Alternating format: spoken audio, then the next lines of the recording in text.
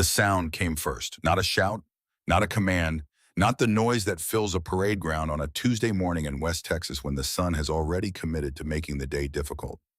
Just a crack, the kind of sound that does not announce itself before it arrives, the kind that bypasses every trained response and lands somewhere older, somewhere below rank in discipline, and years of learned composure in the place where the body simply knows that something has just ended and something else has just begun.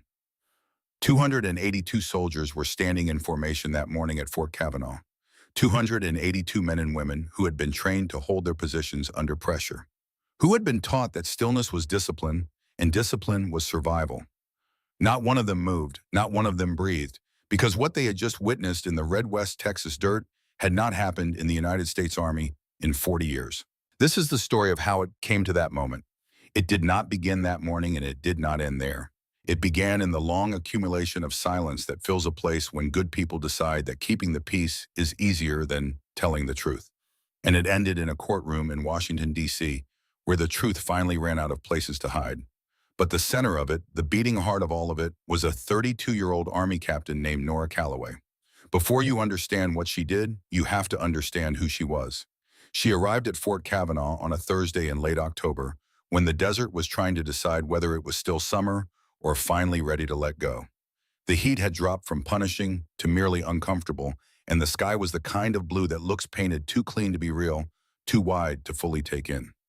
She drove herself, no escort, no fanfare. She had a single duffel bag in the back of a government-issue sedan and a transfer order folded in the breast pocket of her uniform, and something else, something smaller, a coin.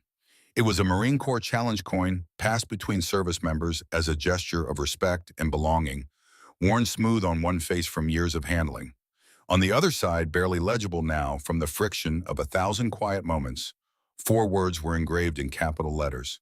Showed up when it counted. Her father had carried that coin through 2 decades of service and placed it in her hand the morning she shipped out for her first deployment. He was a retired Marine drill instructor from San Antonio, a man who had learned early that the world did not bend toward the soft, but who had also raised a daughter who understood that hardness and cruelty were not the same thing, that you could be iron without being poison. He had been dead 3 years by the time Nora drove through the front gate of Fort Kavanaugh. She touched the coin every morning without thinking about it, reached into that pocket while she was still half asleep before the world had fully reassembled itself, and felt the worn edges between her thumb and forefinger. It was not a ritual she had designed.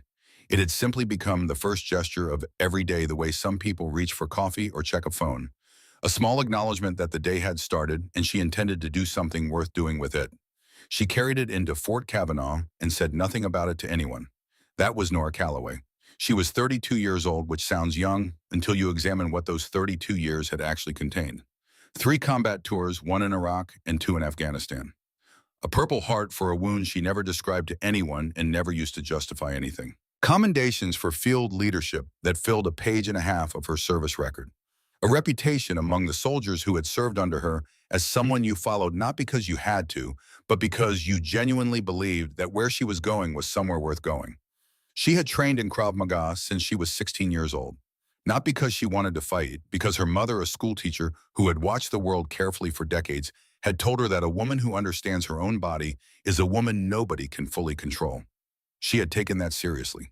She had taken most things seriously. She was not loud. She was not flashy. She did not walk into rooms like she needed everyone in them to notice her. What she did instead was something harder to describe. She settled.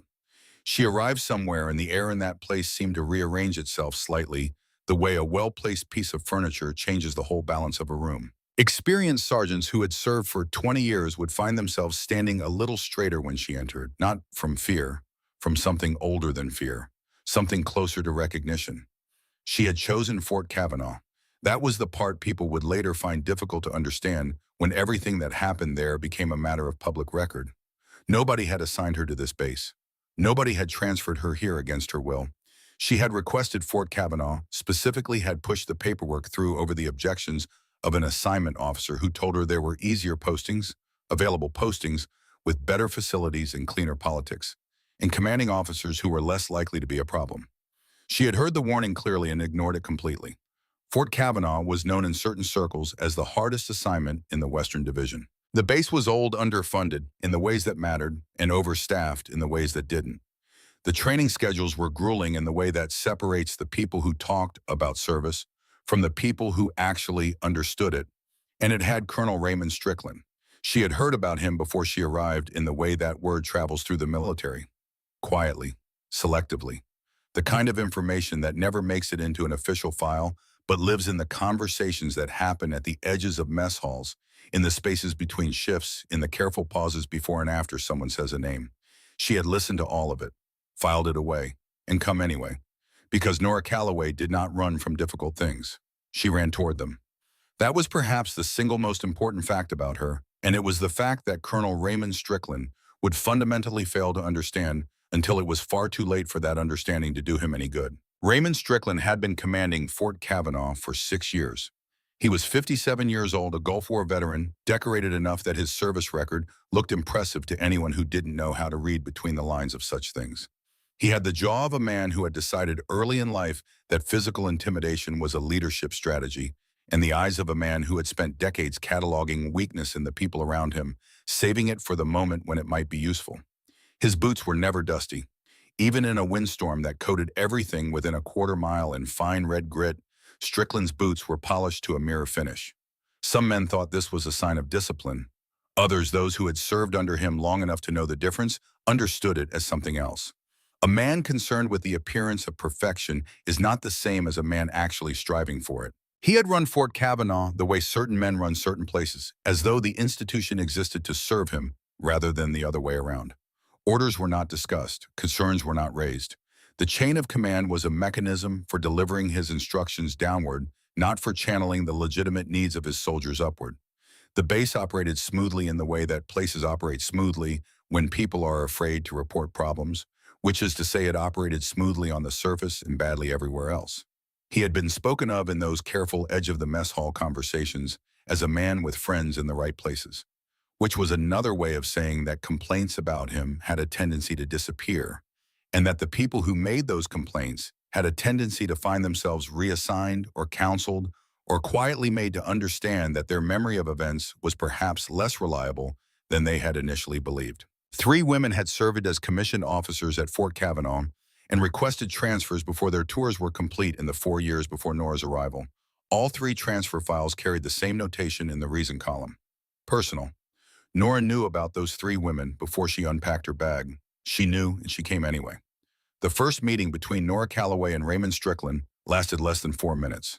It was during officer orientation, the standard ritual by which new arrivals were processed and integrated into the existing hierarchy. There were 8 officers present. Strickland moved through the room with the specific energy of a man accustomed to people rearranging themselves around his presence, and 7 of the 8 officers did exactly that, subtly the way you don't notice the tide pulling until the water is around your ankles. Nora did not rearrange. Strickland glanced at her the way you glance at something you have already decided is unremarkable, and said just barely loud enough to be heard, "Another soft promotion." He moved on before she could respond, before she needed to. What she did instead was hold his gaze for approximately 1 second longer than the encounter required. Not a challenge, not a performance. Simply a refusal to look away first. He noticed. She could tell by the slight shift in his posture, the almost imperceptible recalibration of a man who has become accustomed to a particular kind of response and has just not received it. It was a small thing. It was the first move of a long game. She reached into her breast pocket on the way out of the orientation room, felt the worn edge of the coin, said nothing to anyone. Outside, the flag above the main administration building moved in a dry, hot wind, and Fort Kavanaugh looked exactly like what it was, a serious place full of serious people doing serious work under the authority of a man who had decided that authority was something you kept rather than something you earned. She looked at the flag for a moment. Then she went to work. The early weeks were a process of learning the landscape. Not just the physical layout of the base, though she walked every inch of it and knew every building and range and motor pool and blind spot within her first 10 days, but the human landscape, which was considerably more complicated. Her unit was composed of 43 soldiers ranging in age from 19 to 38. She learned their names immediately, which impressed them.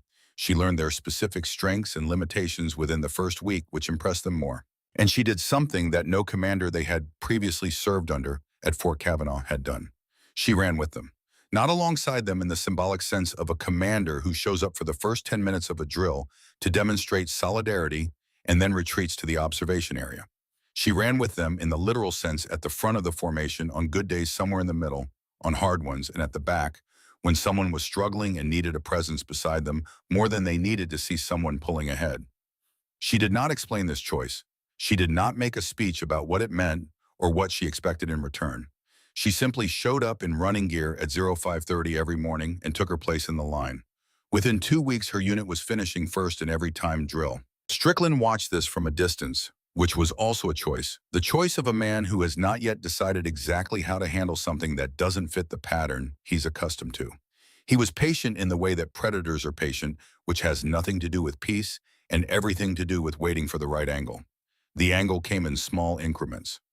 During officer briefings, when Nora raised observations, detailed and technically sound observations based on her field experience and the specific conditions of the base, Strickland would cut her off at the two-thirds point with a dismissive wave and a comment directed at the room, rather than specifically at her. The coward's version of an insult, the kind that can always be claimed as something other than what it was. That's a civilian solution, he said once after she outlined a logistics improvement that would have reduced supply delays by 40%. Stick to basics, Captain. The plan was issued 3 days later under his name. This was not an accident. This was not coincidence. This was a man operating a system he had refined over years, a method of erasure so practiced it had become invisible, the way water erosion becomes invisible, because it happens so gradually that you only notice the canyon after the river has already moved on. She documented every instance, said nothing in the room, kept her face professionally neutral and her voice professionally steady, and made note after note in a small, leather-bound notebook that she kept locked in the desk in her quarters. The notebook was already half full before the first real confrontation. The confrontation, when it came, was private. She had been alone in the operations room at 7:30 in the evening, working through a logistics map that had 3 inconsistencies she wanted to reconcile before the morning briefing. The room was empty except for the low hum of the overhead lights and the distant sound of wind picking up outside the reinforced windows. Strickland came in and shut the door. He didn't announce himself. He didn't knock. He crossed to the center of the room with the deliberate, unhurried movement of a man accustomed to entering spaces as though they already belonged to him, and he looked at her in a way designed to make her feel she was standing in the middle of something he had built and could dismantle at any time he chose. "You've got a habit," he said, "of making the men uncomfortable." She looked up from the map, held his gaze, said nothing. "You think discipline earns respect." He moved slightly closer. "It doesn't. It just makes you rigid, hard to work with." Her voice when she spoke was level. "With respect, sir, I'm here to lead soldiers, not to make them comfortable." His expression shifted not into anger, not yet, but into something colder. The look of a man recalibrating. "You're bold," he said. "Bold for a woman." The words landed like a stone, dropped into still water, the ripples moving outward in every direction. She felt them in her chest, in the back of her throat, in the particular cold that comes when something confirms what you already suspected but hoped you were wrong about. But her face did not change. Her voice did not change. "I take that as a compliment, sir." He moved closer still, close enough that his breath touched her face, close enough that stepping back would have felt like a concession. The physical proximity was deliberate. She knew it, he knew it, and they both knew she knew it. She did not step back. "Permission to leave, sir." The silence lasted several seconds, long enough to be its own kind of statement. Then something passed across his face, the dim recognition that whatever he had expected her to do, she had not done it. He took one step back. She walked to the door without waiting for a response. Opened it. Walked out. Behind her she heard nothing. Just the door swinging shut on its pneumatic hinge, and then the wind against the windows, and then her own footsteps on the walkway outside. She did not allow herself to release the tension until she was alone in her quarters. And even then it was less trembling than a discharge of accumulated voltage self-control, releasing into the private air of a room where no one was watching. She sat on the edge of her bunk, pressed the coin between both palms, breathed. Then she got up, opened the notebook, and wrote down every word. The note appeared 4 days later. She came back from a 10-hour training session to find it slid under her door, folded once, no envelope. She unfolded it, read it 3 times. "Be careful, he's done this before." 3 women, all transferred out, all files marked personal. No signature, no handwriting she recognized. Just those words in careful block printing with the deliberateness of someone trying to leave no identifiable trace. She folded the note and placed it inside the leather notebook. Then she sat and thought carefully about what it meant that someone on this base was watching closely enough to know where she stood in relation to Strickland and had chosen to warn her and had not signed their name. It meant she was not alone. It also meant that whoever was with her was not yet willing to stand in the open. She began to dig. The records were not hard to find for someone who knew where to look, which Nora did, because she had spent her career learning that information moved through systems along predictable channels, and that the channels had gaps, and that the gaps were usually where the truth was sitting. Over the following 10 days, working in the small hours after the base had settled into its nighttime rhythms, she reconstructed the personnel histories of the three women the note had referenced. Their names were in the transfer records. Their assignments overlapped with Strickland's tenure at Fort Kavanaugh. Their departure dates were consistent with the kind of timeline that emerges when someone has decided that leaving is preferable to staying. Personal, the word in each of their files. Personal reasons, the most useless and the most devastating phrase in a military personnel record because it told you everything about the outcome and nothing whatsoever about the cause. She added their names to the notebook in careful, precise handwriting. She did not yet know exactly what she would do with that information. But she knew that information not recorded is information that can be denied, and she was done with things being deniable. The second piece came from Gideon Marsh. He had been at Fort Kavanaugh for longer than anyone on the enlisted side. He was 42 years old with the build of a man who had been physically active for decades, and the eyes of someone who had been paying close attention for just as long. He was not the kind of man who spoke without a reason to speak.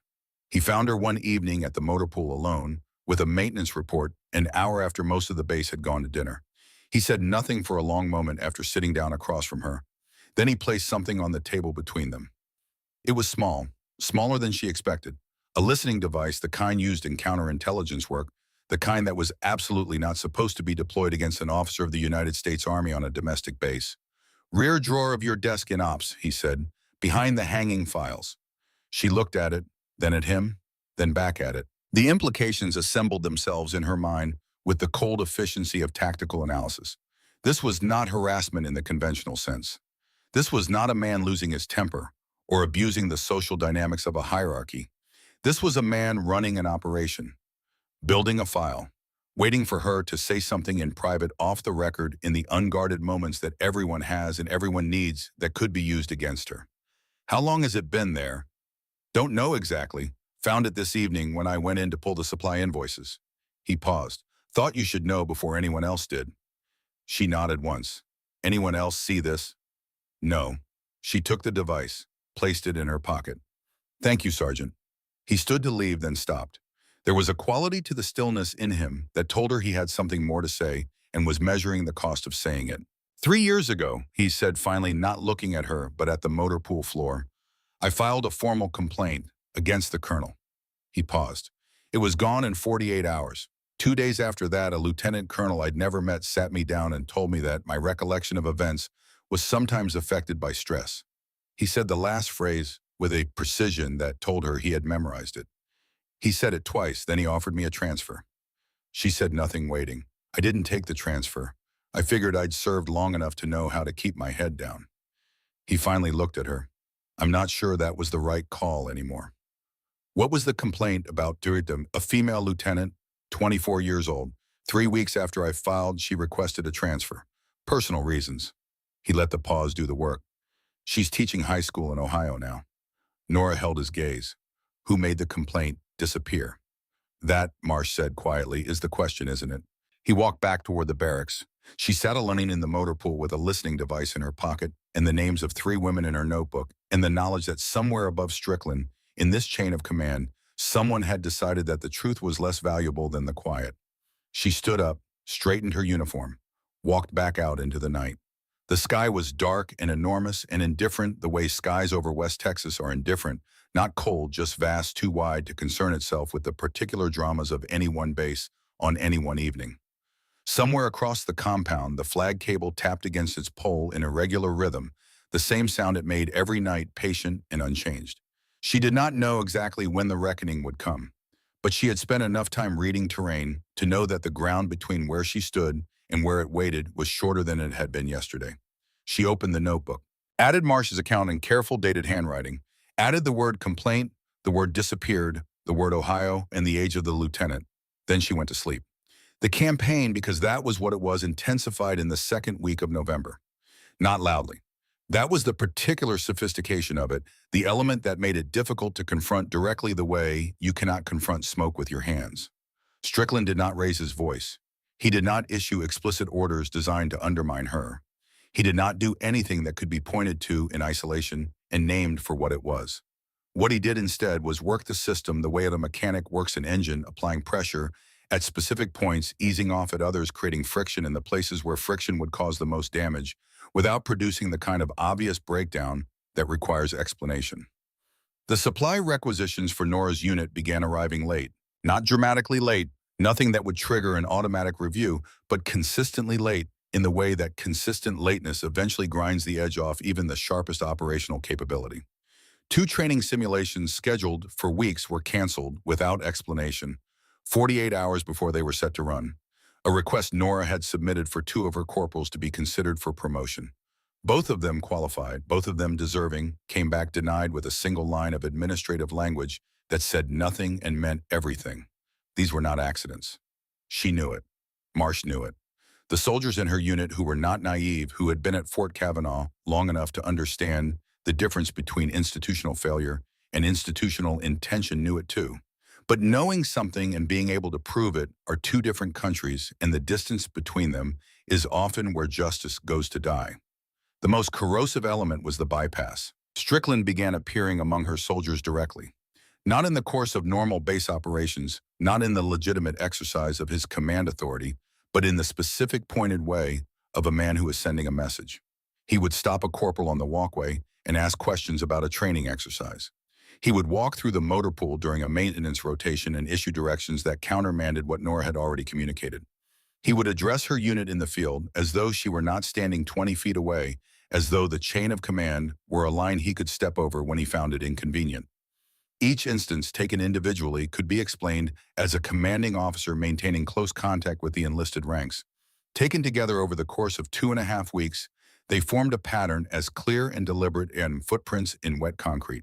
He was not trying to run her unit. He was trying to run her unit's soldiers away from her, to introduce doubt, to make them wonder whether the woman they had been following was actually in a position to lead them, or whether she was standing on ground that was already being pulled out from under her.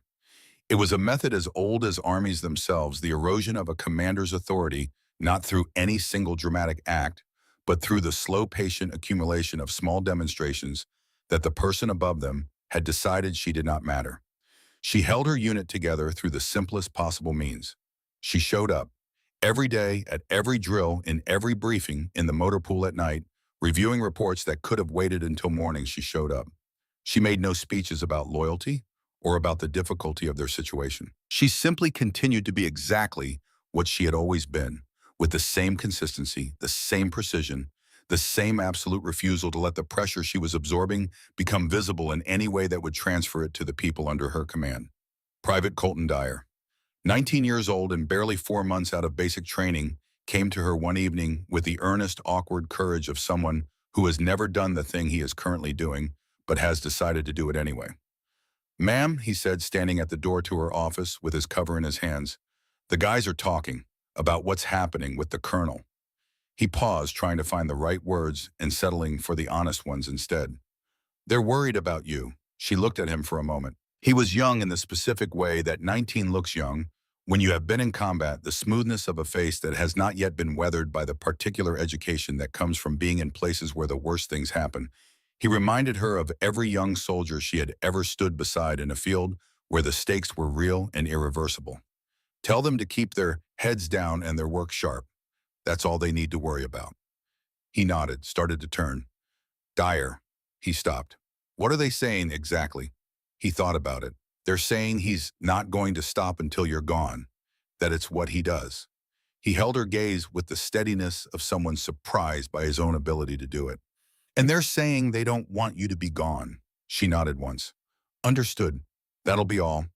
After he left, she sat for a while without moving, her hands flat on the desk, looking at the operational maps pinned to the board across the room. Fort Kavanaugh's terrain spread out before her in topographic lines and grid coordinates, The familiar geometry of military planning, the world reduced to measurable distances and identifiable objectives. She thought about the three women, the ones who had left. The word personal in each of their files sitting in place of whatever the actual truth was, the way a thin coat of paint sits over a crack in a wall. She opened her notebook, found the page where she had written the names, looked at them for a long time. Then she picked up her phone and began to search. It took 4 days to find a current number for Lisa Greer. She had been the most recent of the three transferred out of Fort Kavanaugh 18 months ago after 8 months of service under Strickland's command. Her file gave a forwarding address in Houston and a discharge notation that said nothing beyond the standard language and the word personal and nothing else. The number was attached to a staff directory at a medical center in Houston's southwest corridor, a nursing position. Night shifts. She waited until a Tuesday evening after a long day that had included a canceled simulation and another supply delay and a 3-hour briefing during which Strickland had interrupted her twice with the ease of long practice. She waited until the base had gone quiet and there was nothing left to do that night and except sit with everything she was carrying. She dialed.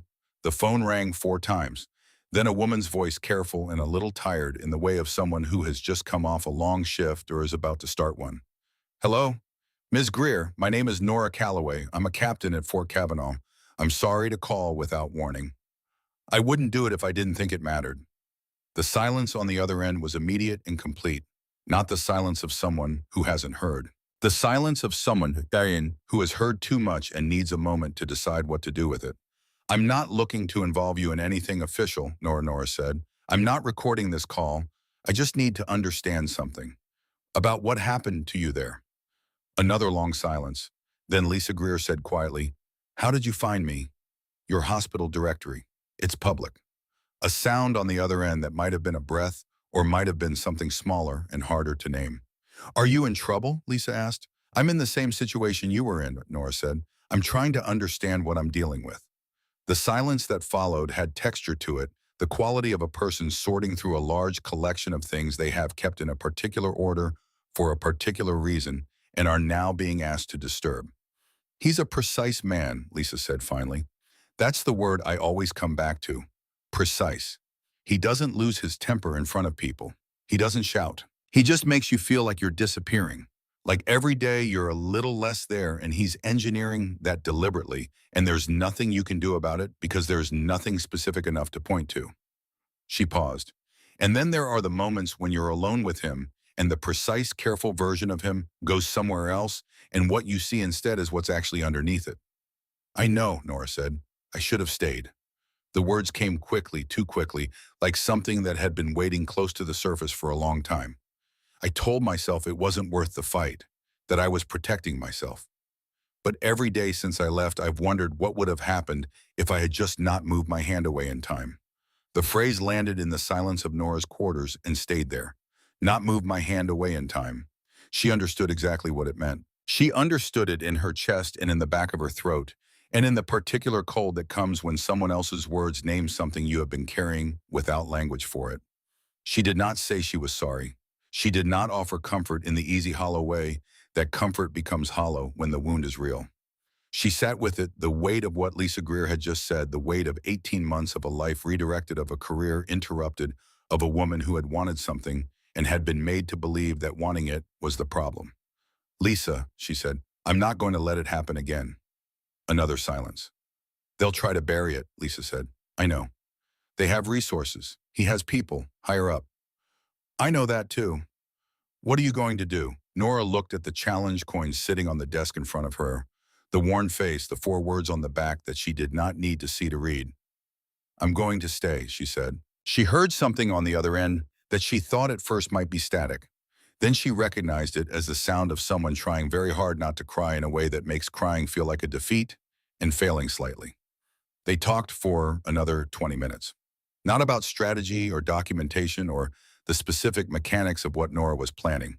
They talked about the work, about what it felt like to lead soldiers who trusted you, about the particular satisfaction of watching someone under your command exceed what they believed they were capable of, about the reasons they had each joined and how those reasons still held even when everything around them was trying to make holding them seem naive. When she hung up, Nora sat very still for a long time. Then she opened the notebook. wrote Lisa Greer's name on a fresh page, wrote the date, wrote the phrase "not moved my hand away in time," and underlined it once. 6 days later, Strickland played his last card before the final one. He called it a rotation opportunity. The paperwork came through official channels, properly formatted, presented as a professional development posting. Strategic Operations Liaison at Westfield Command Center in Virginia. A title that sounded like advancement, a posting that, to anyone who didn't know how the Army's internal geography of relevance operated, looked like exactly the kind of opportunity a promising captain should be grateful for. Marsh told her in 4 sentences what it actually was. Westfield was where careers went to be managed out of visibility. Not ended nothing so traceable as that, just placed at a remove from anything that mattered, given responsibilities that sounded significant in a briefing, but produced nothing that changed anything on the ground. Officers sent to Westfield tended to remain at their current rank for a conspicuously long time. They tended to request reassignments that were slow to be approved. They tended eventually to leave the service, having accomplished considerably less than their records suggested they were capable of. "It's a cage with a nice address," Marsh said. She thanked him, went back to her desk, sat with the transfer paperwork for exactly long enough to be certain of her decision. Then she declined, formally properly through the correct channels with language that was respectful and unambiguous. The acknowledgement came back in 24 hours. Standard administrative language. No indication of the response it had generated in the office where it had arrived. But she felt the change the next day the way you feel a change in barometric pressure before the rain, not the weather itself, but the system about to produce it. Strickland moved through the base with a quality to his stillness that was different from his usual controlled authority. There was something compressed in him now, something that had been patient for too long and was approaching the limits of patience. She recognized it. She had seen it before in every situation where a person who believes they hold all the leverage encounters the fact that the other party has simply declined to accept that framing. She went to sleep that night understanding that the end of one phase was very close and that the next phase would be determined not by what Strickland decided to do, but by what she was prepared for when he did it. She checked her notebook. Every entry dated, every incident documented with the specificity of a field report. The listening device logged and described, Marsh's account dated, the 3 names from the transfer files. Lisa Greer. Everything in order, everything in sequence. The record of a situation that was not as anyone who read it carefully would immediately understand a personal conflict between 2 officers. It was a pattern. Documented, dated, cross-referenced, and irrefutable. She closed the notebook, locked it, set her alarm for 05:15. And in the morning she went back to work. The morning of the drill began like every other morning. 05:15 the alarm. The coin in her breast pocket before she had fully decided she was awake. The short walk from her quarters to the unit's assembly area, in a darkness that was just beginning to surrender to the gray pre-dawn. The sound of her soldiers assembling, the low voices and the equipment checks and the particular percussion of 43 people organizing themselves for the day's work. By 08:30, the sun was a physical presence pressing down on the drill ground with the weight of everything it had been doing to this part of the country for several thousand years. 282 soldiers were in formation. It was a combined exercise, multiple units running a coordinated field maneuver, the kind of large-scale drill that tests not just individual unit performance, but the command communication between units. The kind of exercise where field judgment mattered, where the difference between a good outcome and a poor one often came down to a single commander reading the terrain correctly and acting before the moment for action had passed. Nora was watching the formation's left flank. She had been watching it for 11 minutes, tracking the way the second squad's positioning had drifted during the last movement, creating a gap between their left edge and the next unit's right. That was exactly the kind of opening that in any real application of the exercise's scenario would represent a vulnerability significant enough to require correction. She issued the repositioning order, standard field protocol. Clean, clear, appropriate to the situation by every measure of the training doctrine that governed this kind of exercise. Strickland was standing off to the side, clipboard in hand, in the position of a commanding officer who was observing rather than participating. He heard the order, she saw him hear it. She watched the moment his expression changed from observation to something else. Something that had been waiting for a long time for exactly this kind of opening. He crossed the distance between them in long, deliberate strides designed to be seen.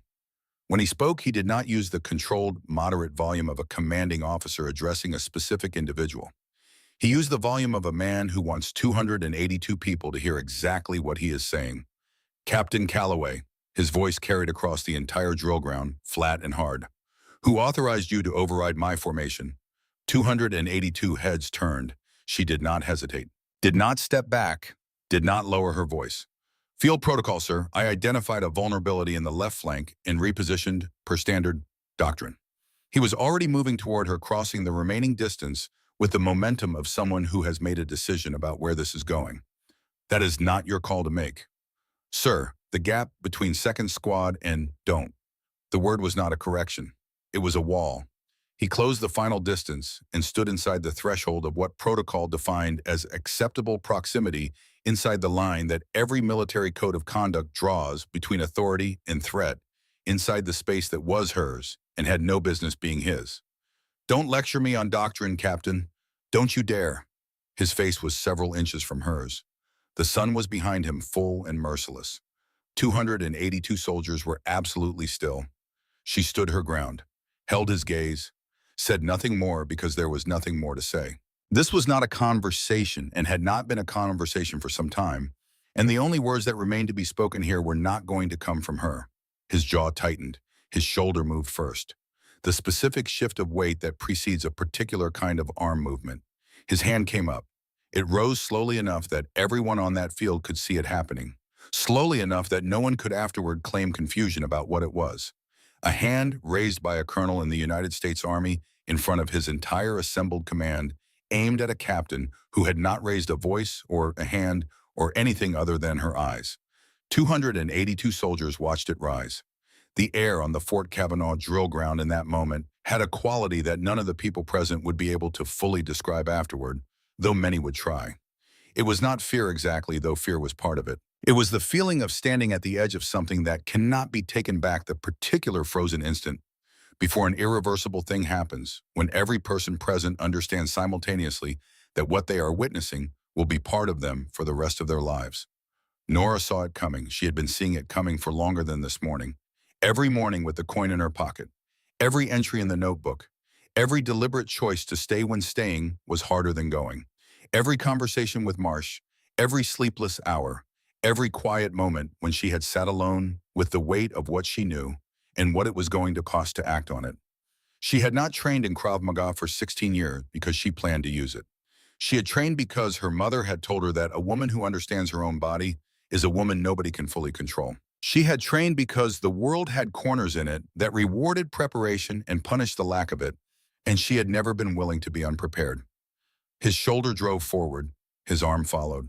Her left hand moved before the thought had fully formed, or perhaps it was the thought, perhaps this was what action looks like when preparation and necessity finally meet, the way water takes the shape of whatever it flows into without deliberating. She caught his wrist midair, the grip precise and total, and she pivoted her weight, shifting through the motion with the clean economy of something done 10,000 times in training, until the movement existed below the level of decision, and she stepped through and she used his force, his own forward momentum, and she pulled. The crack crossed the West Texas morning like a rifle shot. Clean, sharp, absolute. Every soldier in that formation flinched, some from shock, others from instinct. Because that sound contained in its single syllable the consequence of 6 years of impunity, of 30-plus voices silenced, and 3 women driven away, and 1 complaint disappeared, and 1 listening device, and 1 man who had looked at the world around him for so long without consequence that he had come to believe consequence was something that happened to other people. It happened to him. He went down on 1 knee. His arm was wrong. His face had lost its color with a speed that was almost clinical, the blood retreating from the surface the way it does when the body is redirecting its resources towards something urgent and interior. His mouth was open. He was not speaking. He was processing the information his nervous system was delivering to him, the information that something fundamental had just changed and that the change was permanent.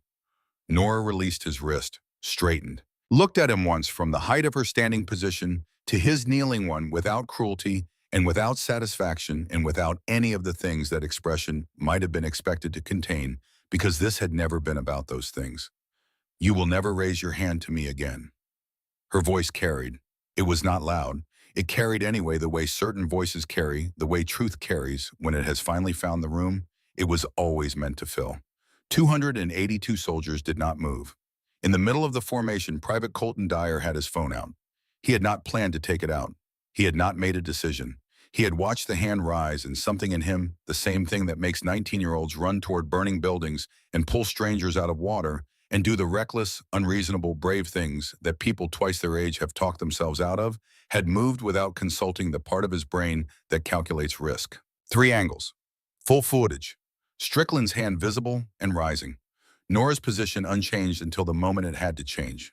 The crack. The aftermath. 17 seconds of footage that contained in their entirety everything that 8 years of institutional silence had managed to keep out of the official record. He did not know yet what he had. He knew it mattered. He did not lower the phone. The medic came at a run from the edge of the field.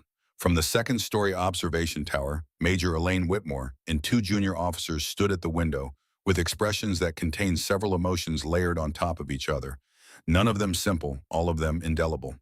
Nora did not move from her position. She looked out across the formation. Row after row of faces, young and less young, weathered, and new men and women who had been standing there watching a thing unfold that none of them had known how to prevent, and all of them had known in the private knowledge that soldiers carry about the places they serve was eventually going to happen in some form. She met their eyes, row by row, face by face, the way she had always looked at them, directly, without performance, without the theatrical quality that authority sometimes confuses itself with. "Back to attention," she said. "Formation remains intact."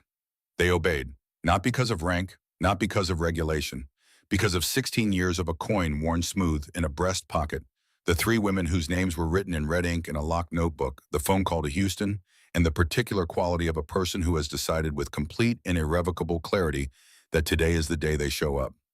The medic reached Strickland. He did not look up, did not look at anyone.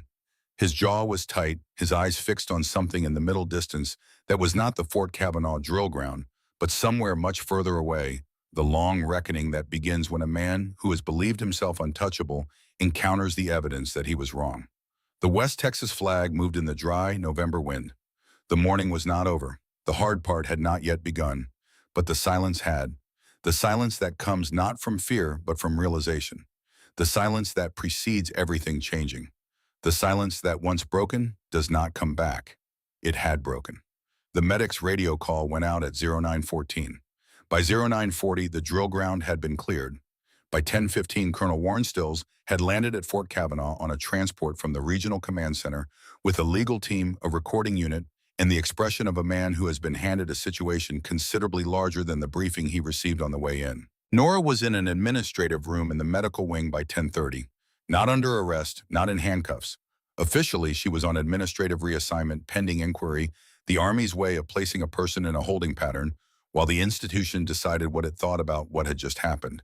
Unofficially, she was the center of a gravity field, pulling every conversation on the base toward it, whether those conversations wanted to be pulled or not. Stills watched the footage 3 times before he said anything to her.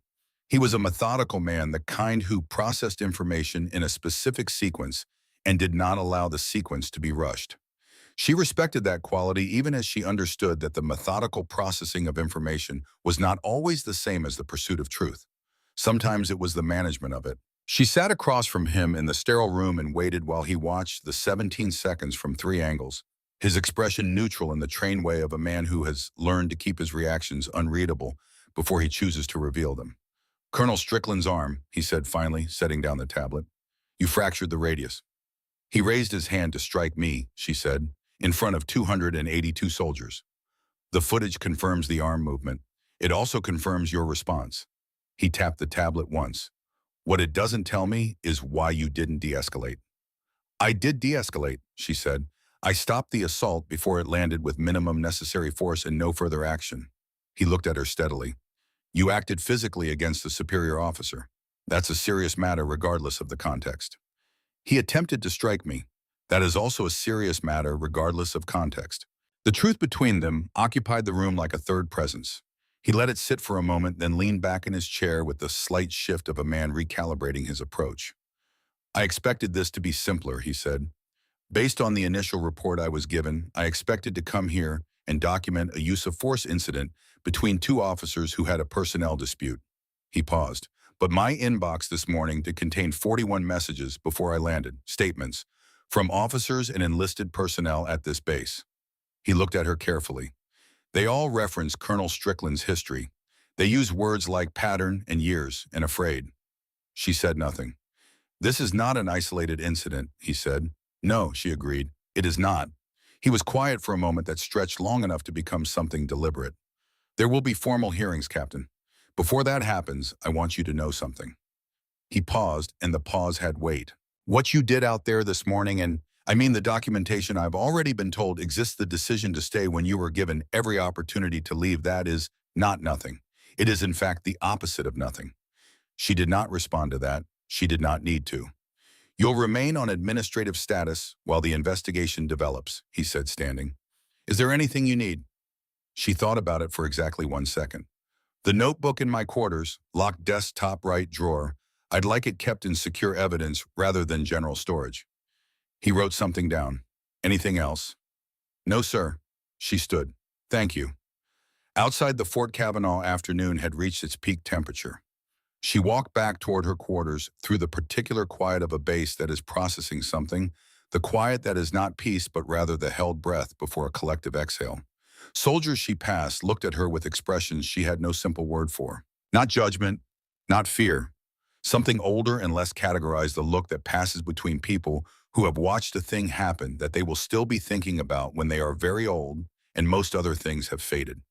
She walked through it the way she had always moved through difficult terrain, without hurry, without looking for the edges of it, placing each step as though the ground were solid because she had decided it would be. By the following morning, the 41 messages had become 73. They came from every level of the base's structure, from privates who had been at Fort Kavanaugh for 7 months to a master sergeant who had served under 3 previous commanding officers and had specific dated and detailed recollections of each of them. They came from officers who had transferred out and sent their accounts from bases in Georgia and North Carolina. They came from 3 additional women, not the same 3 whose names Nora had written in red ink, 3 more who had not appeared in any transfer file because they had not transferred, but had instead endured and said nothing and were now apparently done saying nothing. The count passed 30 formal complaints before the second day was out. Gideon Marsh submitted his statement on the afternoon of the first day. He wrote it by hand in careful block printing with the deliberateness of a man who has decided that if he is going to say a thing, the saying of it should be as unambiguous as possible. He described the complaint he had filed 3 years ago. He described the lieutenant colonel he had never met before or after. He described the conversation that had used the word recollection twice and the word transfer once. He described finding the listening device, the date and time, the specific location behind the hanging files. He signed it with his full name, rank, and service number. When Nora was told this, she was sitting in the same administrative room, working through logistics records that nobody particularly needed her to work through, but which gave her hands something to do while the larger mechanism ground forward at its institutional pace. She had known he would do it. She had known it in the same way she had known when he sat down across from her in the motor pool and produced the listening device from his pocket, that this was a man who had been waiting for the right moment to stop keeping his head down. The moment apparently had arrived. By the morning of the third day, Fort Kavanaugh had a visitor it had not requested. Brigadier General Aldous Crane arrived from the Pentagon on a flight arranged quickly enough to suggest the orders had come from somewhere with a short fuse and a clear objective. He was a compact man in his mid-60s with close-cropped silver hair and the specific quality of someone who has spent a career arriving at situations already in motion and redirecting them without appearing to do so. His boots were polished. His expression was neutral in the practiced way of a man who understood that expressions were a resource to be managed. He called a closed meeting within 2 hours of landing. General Harriet Dunbar attended. Stills attended. The legal team attended.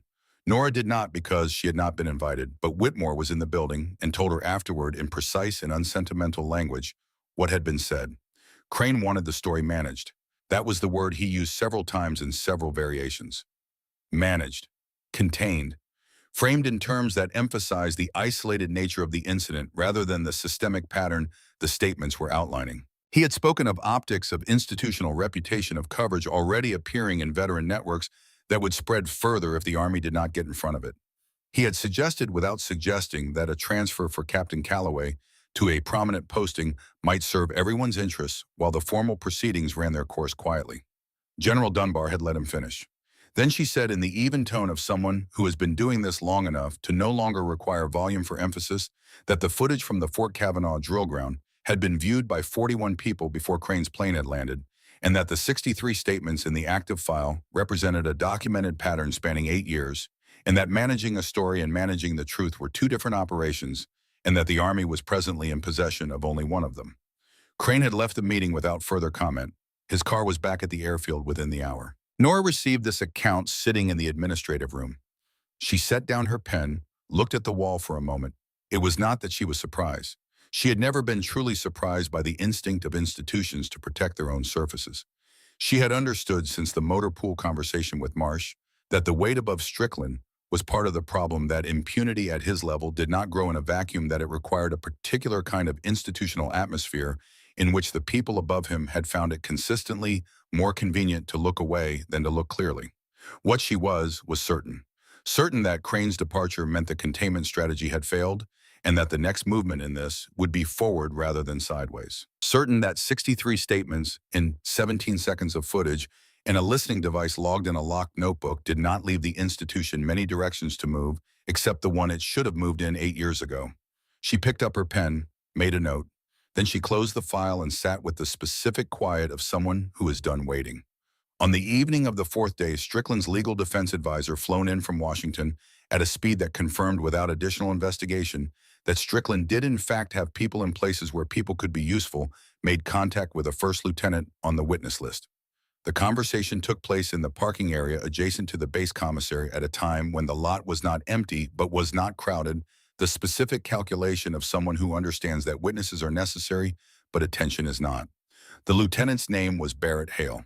He was 28 years old, had been at Fort Kavanaugh for 14 months, and had on 3 separate occasions been present during incidents involving Strickland's treatment of female officers that he had documented privately and discussed with nobody. He had expected at some point that someone would ask him about those incidents. He had not expected that someone representing the man responsible for those incidents would approach him first and suggest, with the careful indirection of someone who has done this before, that the details of his recollections might be usefully adjusted in exchange for a posting in Germany that had been until that moment apparently unavailable. Hale had been expecting something like this. Not with certainty, but with the low-frequency certainty of someone who has watched a system operate long enough to understand how it protects itself. He had a recording application on his phone. He had turned it on when he saw the advisor walking toward him across the parking lot. The recording was 11 minutes and 40 seconds long. It was in the precise language of military law evidence of witness tampering in connection with an active investigation. It was submitted to Stills within 2 hours of the conversation's conclusion. When Nora was informed of this, she was in her quarters, sitting on the edge of her bunk with a notebook open to the page where she had written Lisa Greer's name. She read the entry, read the phrase, "not moved my hand away in time," looked at the ceiling for a moment. Strickland was no longer just losing a case. He was demonstrating in real time the exact behavior the case was about. The reflexive reaching for levers of institutional power. The assumption that the system was his to operate rather than his to serve. He was doing it because it was the only thing he knew how to do, the only response his years of impunity had left him capable of generating. It was, she thought, almost a kind of answer. The summons to appear before the Article 32 hearing at Fort Myer in Washington came on a Friday afternoon on official Army stationery in a sealed envelope delivered by hand. She read it once, folded it neatly along its original creases, placed it in the breast pocket of her uniform next to the coin. Major Elaine Whitmore was waiting in the doorway of the administrative building when Nora came out. Whitmore was a small, precise woman with the specific quality of someone who has navigated a complex institution for a long time by being more useful than the institution can afford to lose. She had been in the observation tower on the morning of the drill. She had submitted a statement on the first day. "They want you in Washington," Whitmore said. "Yes. The task force has been formally activated. General Dunbar is leading it herself." Whitmore paused, and the pause had the quality of something waiting for the right moment to be said. "I need to tell you something about the task force." Nora waited. "It was established 4 months ago," Whitmore said, "before you arrived. An anonymous report flagged Fort Kavanaugh as a high-risk installation for command climate violations. General Dunbar initiated the review quietly. The challenge was evidentiary. There was a pattern clearly visible in aggregate, but nothing singular and documented enough to force a formal proceeding." She looked at Nora steadily. "They were waiting for someone who wouldn't leave."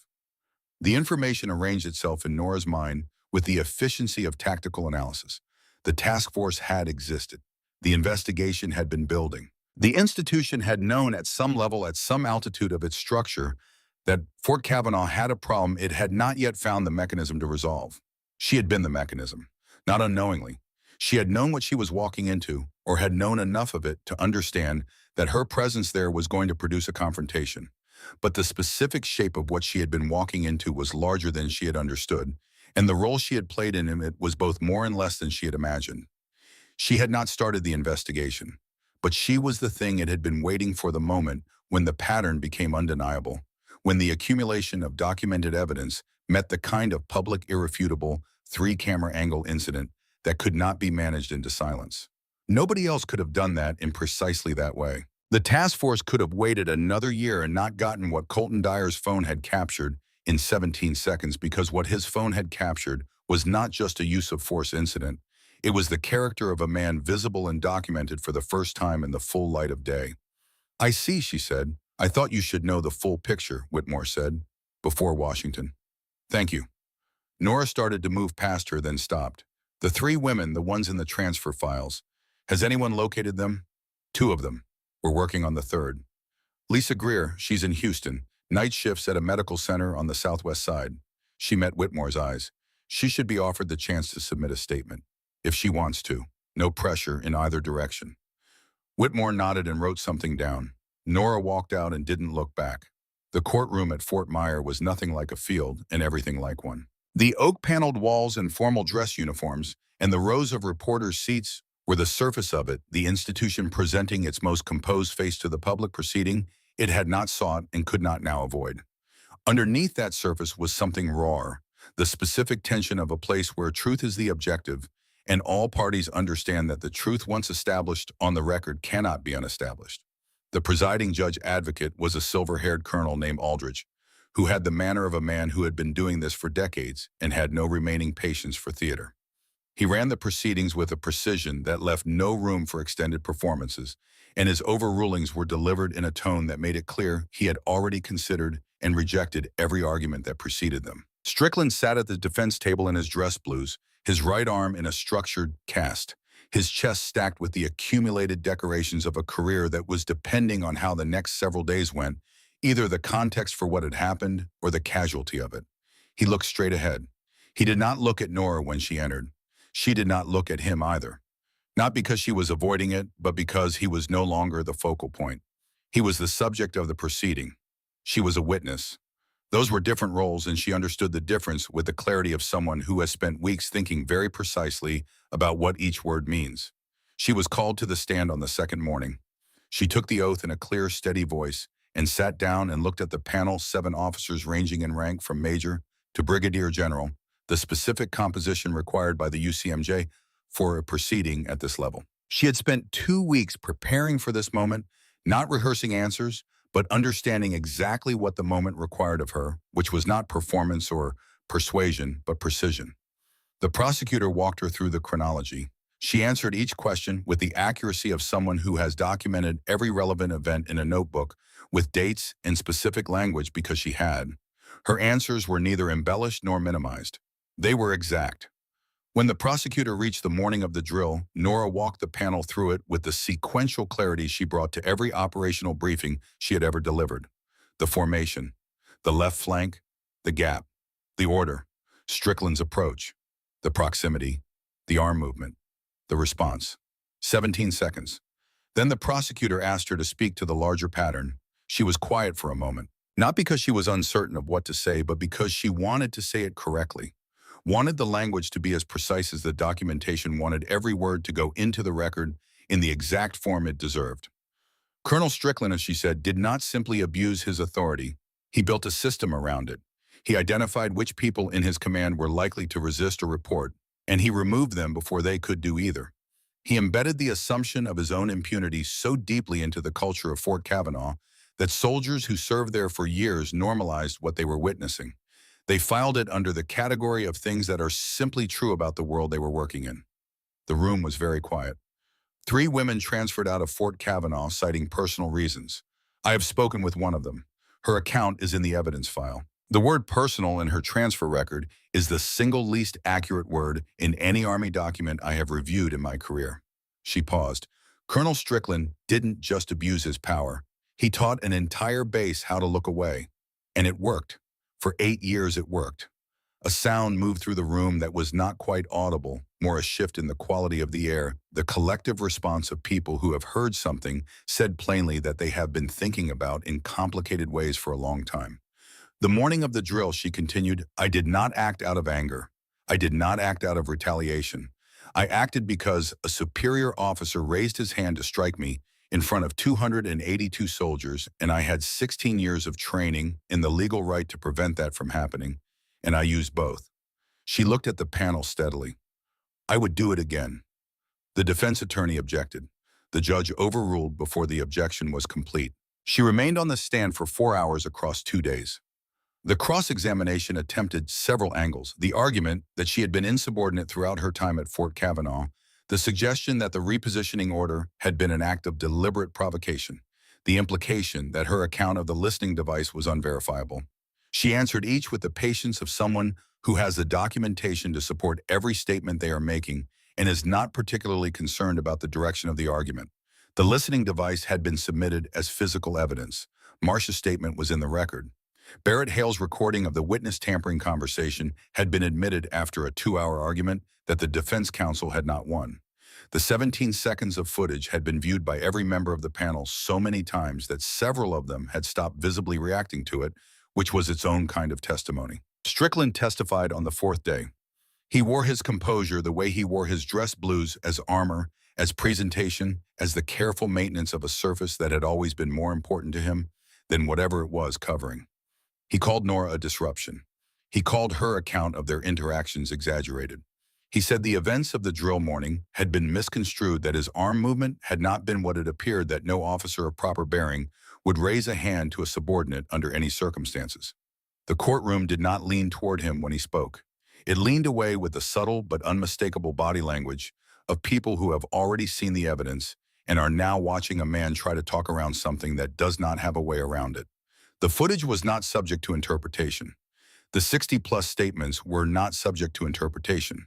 The recording of the witness tampering conversation was not subject to interpretation. When he finished, the room was quiet in a different way than it had been quiet when Nora finished. The quiet after her testimony had been the quiet of recognition. The quiet after his had the texture of conclusion.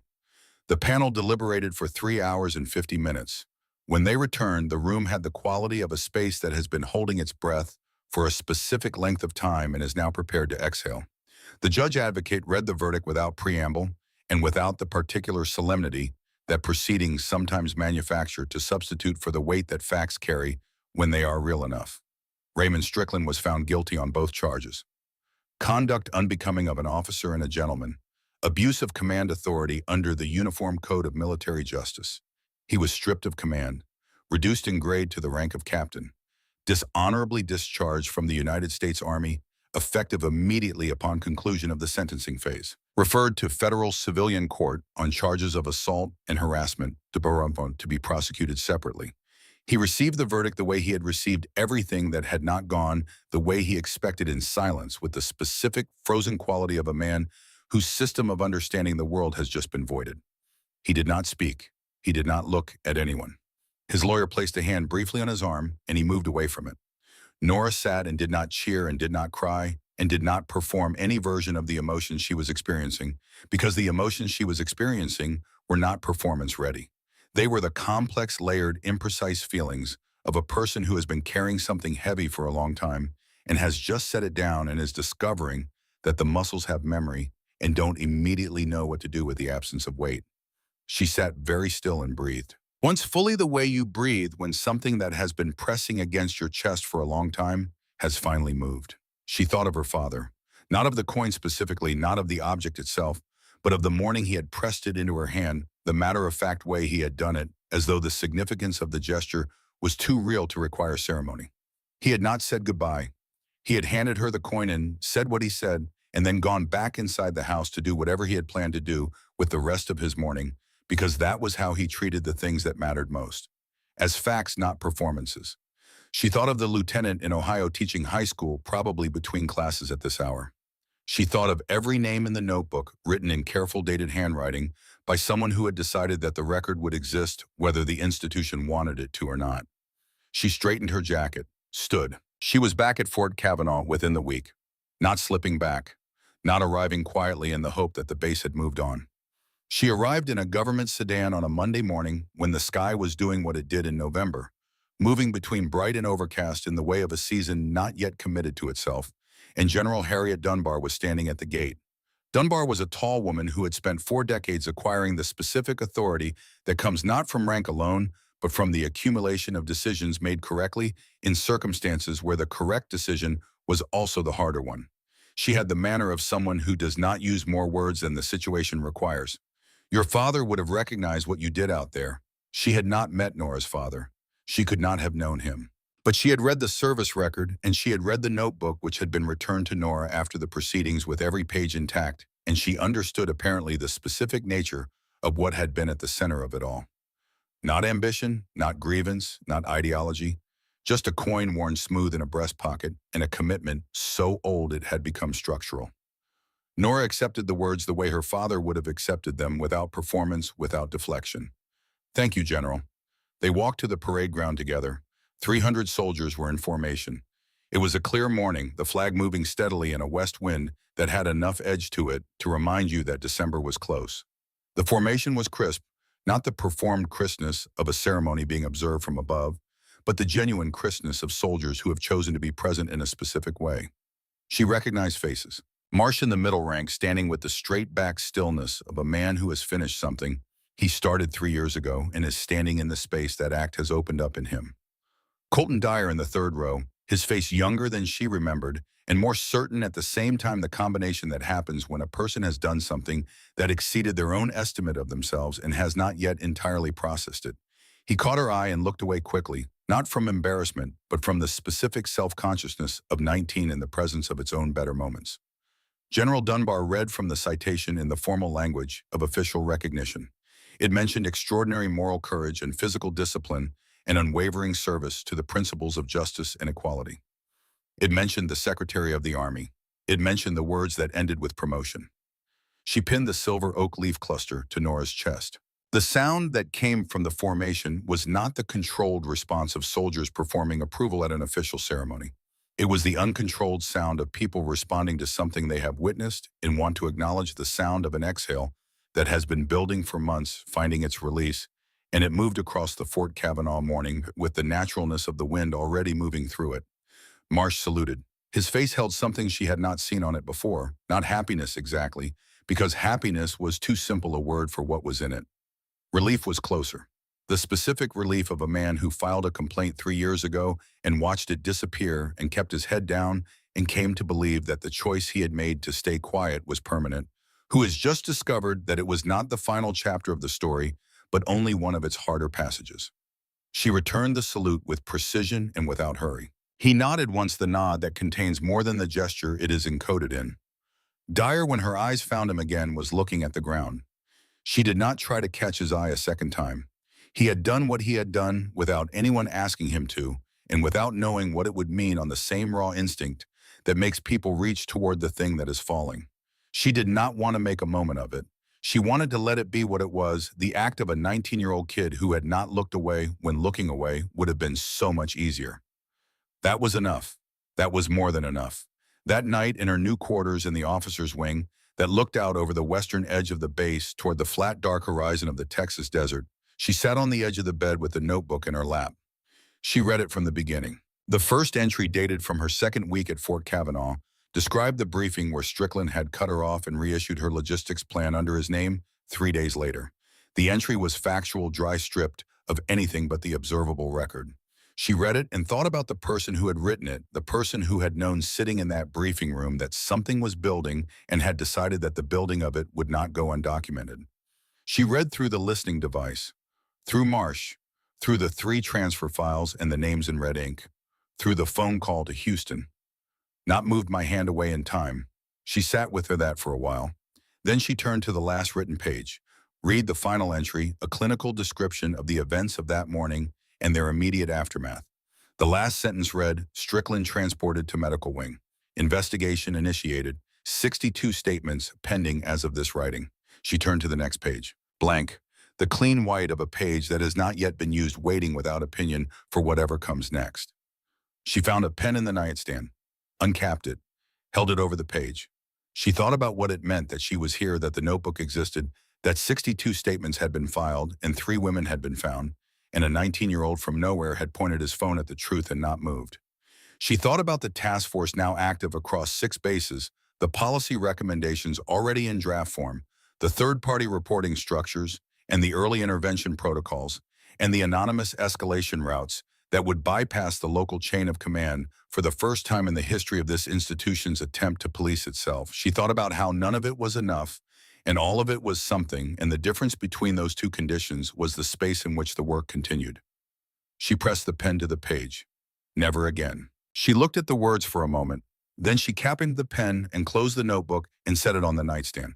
She reached into the breast pocket of her uniform, where it hung on the chair beside the bed, found the coin, held it in both hands in the dark, its worn face warm from the day, its edges as familiar as her own pulse. She thought of Lisa Greer. She had been told that Lisa had heard the verdict on the radio during her drive home from the hospital, somewhere on a Houston highway in the early morning after a long night shift, that she had pulled over, that she had sat in her car until the sun came up, that she had not called anyone, not that night, that she had left her number with the Army Liaison's office the following week not to re-enlist, just in case someone needed a witness, just in case someone needed to know they were not the first. Nora held the coin and thought about that and said nothing, because there was no one to say anything to, and because there are things that do not require words to be fully inhabited, that exist most completely in the silence where you sit with them and let them be exactly the weight they are. She set the coin on the nightstand beside the notebook. The two objects rested there together in the darkness, the worn coin and the full notebook, the beginning and the record of something that had started long before Fort Kavanaugh and would continue long after it.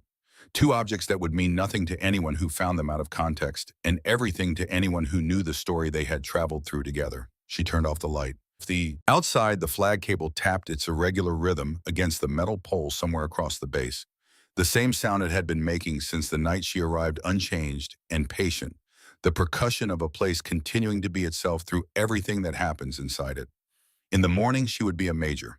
In the morning, there would be new orders and new responsibilities and the particular demands of a role that was not what she had come to Fort Kavanaugh seeking, but was she understood now exactly what Fort Kavanaugh had been waiting to produce. In the morning, the work would continue in the specific way that the work of institutions continues, imperfectly, incrementally, with reversals and resistances, in the constant friction of a system being asked to become something better than it has been. But that was the morning. Tonight, there was just the coin on the nightstand and the notebook beside it, and the knowledge settled and complete as anything she had ever known in her life, that she had shown up when it counted, that she had stayed, that the silence, when it finally broke, had broken into something real. Somewhere on a Houston highway, a woman who had once filed her pain under the word personal was driving home through the early morning dark. The radio had moved on to other stories. The city lights were beginning to thin at the edges. She had a long drive still ahead of her, but she was no longer wondering what would have happened if she had stayed. She already knew.